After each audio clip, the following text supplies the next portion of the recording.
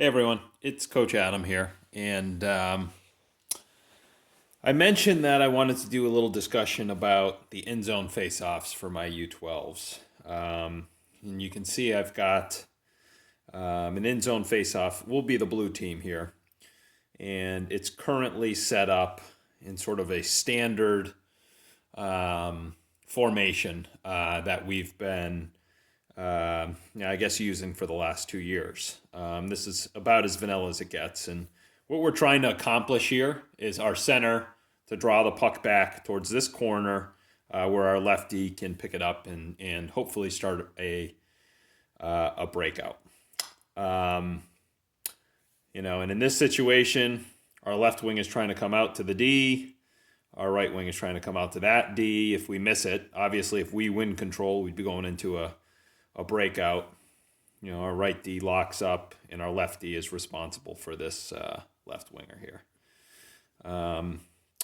So what happened this weekend is we had a center on that team who was just outstanding on the draw.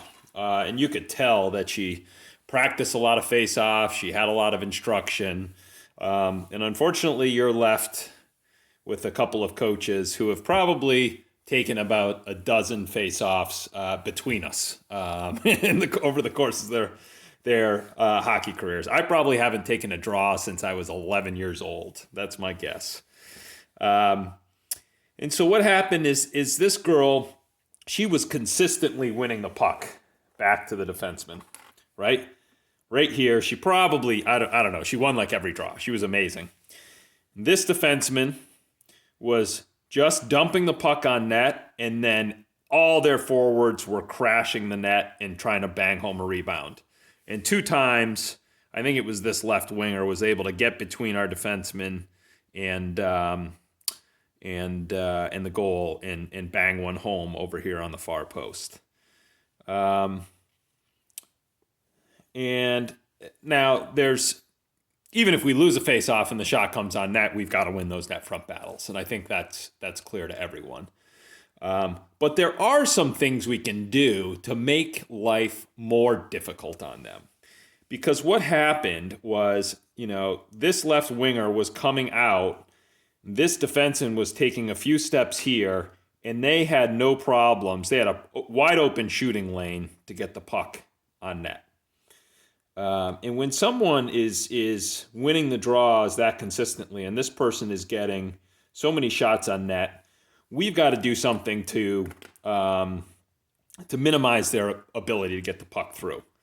And so what we can do, essentially, is move this left winger to the inside here, right? Now, our right D is still responsible for this left winger. They've got to lock them up and keep them from getting any rebounds. Our right wing here is still responsible for that left defenseman. And so they'll probably have to line up wide. They definitely need to be wide of this winger, and they need to get through to that defenseman. But what we do is we move the left wing here and the inside. We move our left D here. And if we lose the draw back to that right defenseman, now our left wing is coming out directly in the shooting lane, right? They're coming from the net. They still have to go full speed. You might get hit with the shot. Hopefully you get hit with the shot. It won't hurt. You've got a lot of pads on. So you come out straight at that puck and you take away their time and space as soon as you can. You keep your body between the puck and the net and you block that shot if you can, right? So now, our left D is already lined up with their right winger if we lose the draw, right? So you can just, essentially, if they're going to the net, you've got to beat them to the net and lock them up, right? So that is your man-on-man if we lose the draw. If we win the draw and the puck comes back, well, guess what? You just got to beat them to the puck, and then we go about our breakout just like normal. Our left wing would have to peel back, right wing BOB, and then hopefully we can break out, right? So the one other thing that I would say that we have to make sure that we don't do and I said this on the boards or on the bench, but in different contexts. Our centers have to make sure, listen, the centers have a really hard job in their own zone, right? You know, if you think about it, like the right defenseman has to play this corner, right? Grinding in the corners is difficult. Left defenseman has to play this corner. Grinding in that corner is difficult. Center has to do both. You're grinding in both corners. Incredibly difficult to do. Don't make your job any harder by also attacking the points. Let your wingers do that job. So if you lose this draw here, your job is not to go out to that puck. Your job is to lock up that center, right?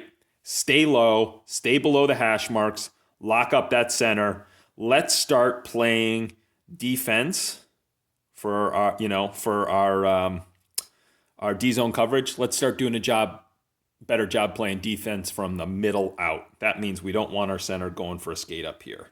We want you staying low, locking up that center, so we have enough bodies down here to take care of their bodies. So let's everybody take a good look at this setup right here. We've got the defensemen on the boards, both of our wingers in the middle of the ice so that we can get in the shooting lanes. The job doesn't change for our right D. Left D, your job doesn't change. You just start from a different spot. So make a mental picture of that. And if we find someone else who is just killing us on the dot in the defensive zone, then this is what we're going to do. Now, the center's in charge of our alignment. So center, if you got someone who's getting the best of you, when you get in your own zone and you're ready to line up for the draw, you make your teammates set up like this, okay? You're in charge of the faceoff.